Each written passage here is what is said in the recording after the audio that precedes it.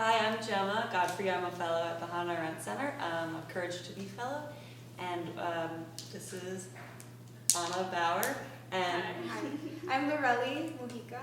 And we are here interviewing Tania Bruguera. She just gave a wonderful talk at the Courage to Be dinner, and we're just asking her some follow-up questions. So I think we're going to start with Anna. Great. First of all, thank you so much for talking tonight. I know we all really enjoyed it. You touched on this idea of the importance of utopian thinking, and I was wondering what role you saw artists playing in that utopia, and if artists, in a way, create utopias, if that would be possible. Yeah, I think there are two ways of seeing utopia. There is the Thomas More way of seeing utopia, like this place that is perfect and therefore never achievable. And then you have the utopia that was tried to be implemented or used as a kind of a pathway in ex-socialist country, which is communism will also would never arrive there, etc., etc. But at least they have these what I call realizable utopias, implementable utopias. You know, meaning that you might not arrive to the perfect place, but it is important to imagine how that place is in order to see what can you implement of it in the today and now for the collective. So I think I come from that tradition that I don't want to make a sugarcoat it or something, like it was not perfect, but as an artist I feel that it is important to defend the right that we have to imagine. And this is one of the first things that is taken from us by totalitarian governments. And yeah, I think you actually talked about imagination a lot in your talk, and I was thinking about, because you also kind of began your talk talking about the idea that artworks cannot exist in a vacuum, and they can't exist outside reality. So I guess if I was wondering how that works in terms of thinking of imagined spaces, and I guess it might be almost the same question, but it's like is it piggybacking off of, it's an imagined space that exists in a reality because you're acknowledging your reality, but I don't think it is so much imagining a space as it is imagining the ecology of the place, and also imagining the ways in which things operate. So it's not so much about the place or the infrastructure or or the comfort or commodities in it. It's more about a place that have an ethical and humanistic, let's say, infrastructure, ecology, but also that it's about how things operate. So I think thinking about, I feel like one of the things that we have lost is that we take things for granted, but also we have become very quickly automatically satisfied by how things work. And I feel one of the things that we should do today is rethink usability, operatividad, we say in Spanish, how things operate, and what are the moments in the system that should be altered because they don't work. So I feel like these imaginaries are needed to be thought in detail and not in generalities, and I need to be thought in a structural detailing, institutional deconstructions, because otherwise you're doing a formal gesture. You just imagine for the sake of the pleasure of evading the reality instead of the duty of investigate, think, or realize what should be changed and how to be changed. So, thank you. Answer. Yeah, that's very My question was that in discussing art, and especially political art, we can't divorce ourselves from the setting in which we are placed here at this liberal arts institution, which happens to be a very expensive place to attend. And that's not very accessible for a lot of people. And I guess what I'm curious about is, where is the border between accessibility in art and something that you mentioned in your talk, which is complexity and asserting complexity? Whereas there are messages that are difficult to comprehend, and then there are spaces that are limited to certain people. Where do you reconcile accessibility and the assertion of complexity? That's a good question. I think this selectivity, you say, like this kind of institutions that are selective,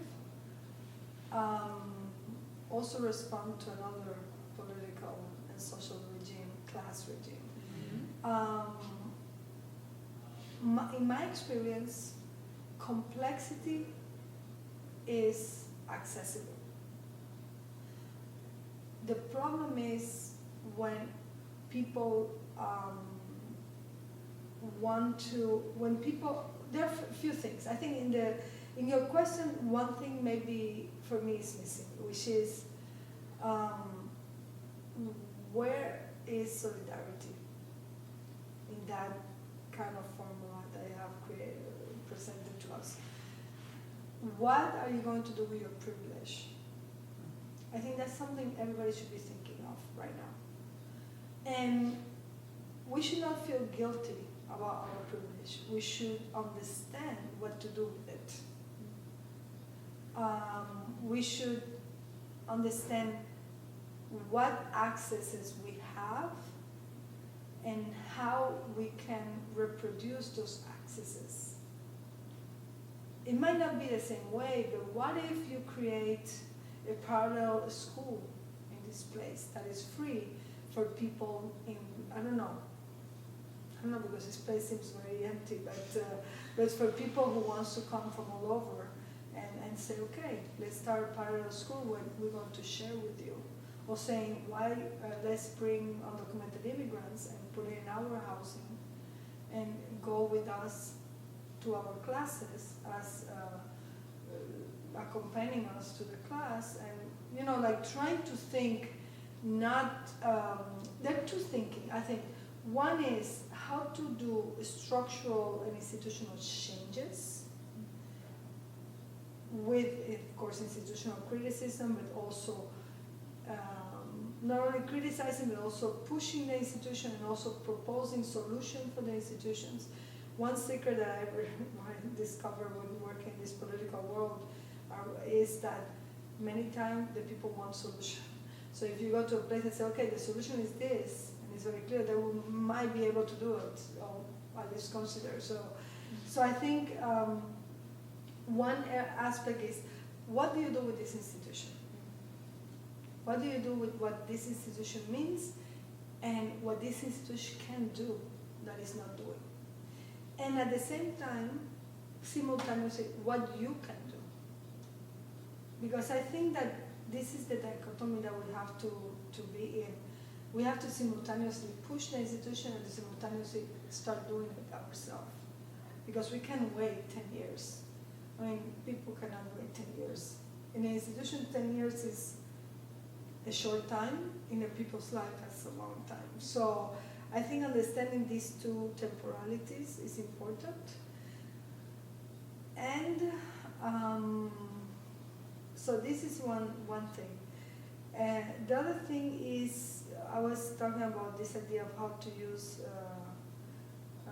privilege in a non-guilty way, in a productive way. Because I feel like people who have privilege and they feel guilty about it, it's another way of entitlement. Because it's like, you feel guilty, so I don't kind of do something. It's like, just do it. You know, I had a friend of mine who is also a political artist and social engaged artist, and she worked with prisons, maximum security prisons. And one day, and she's white, and she's an artist, and she's working mostly with African American population, and people who are not very, have not have access to high education. And I remember she was saying one day, what those people care is not if you're white or whatever, is what is your commitment? Are you going to be next to them? Not one day, not one weekend, but for the long run, So I think this is something that needs to be understood. Right now, we need to understand that we have to have consistency and resistance. It's a combination, because it's a long way, but also what we're living today in the crisis of democracy in the United States is a symptom of something bigger. It's a symptom of how things have to change. It's not working anymore. And what politically is happening is like, they know it's not working, they just reproducing the system, and this is, the machine has stopped because it hasn't worked for so long. So I think that's what we need to think, how to create an alternative. That's where imagination comes in, that's where responsibility in art comes in. How can you imagine another system? And not waiting for people to do it, like just started it. Just started in a small scale. The other problem is when people talk about politics, and they always think about huge scale. No, you can do like one-on-one scale, and that's very powerful. At the same time, you are doing the institutional scaling, but we have to combine both. I know that. Yeah, That's totally. just- Thank you so much. Thank you so much, Thank you. Tania. Thank you.